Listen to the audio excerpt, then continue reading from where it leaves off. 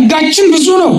ለአንዳንዶቻችን ድምፃዊነት ተሰጥቶን እናንጎራጎራለን። ለአንዳንዶቻችን ደግሞ ቁመተ ሎጋነት ተሰጥቶን እንወረገረጋለን። ለአንዳንዶቻችን ደግሞ ሌላ ጸጋ ተሰጥቶን በዓለም ላይ እንዳሻን እንሆናለን። አንዳንዶቻችን በጉልበታችን፣ አንዳንዶቻችን በውበታችን፣ ሌሎቻችን በሌላ ነገር ሺህ ወይም ደግሞ ሚሊዮን ጸጋዎችን እግዚአብሔር አምላካችን ሰጥቶናል፣ እኛ ውስጥ አስቀምጧል ማለት ነው።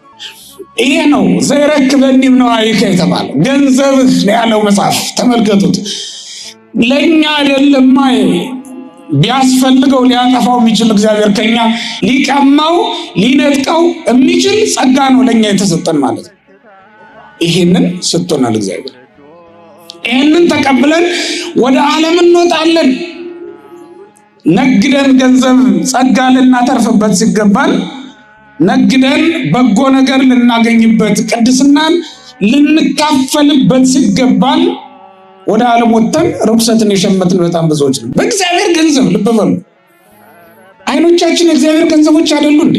ዓለምን ያየንባቸው እስክንጠግብ ድረስ ኃጢአትን የተመለከትንባቸው እጆቻችን እግሮቻችን የእግዚአብሔር ገንዘቦች አልነበሩም እንዴ? አስተውሉ ወገኖች።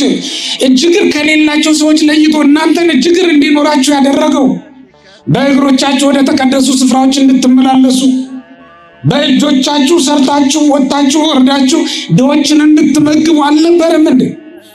በዓይኖቻችን ቅዱሳት መጻሕፍትን እንድንመለከት አልነበረም እንዴ?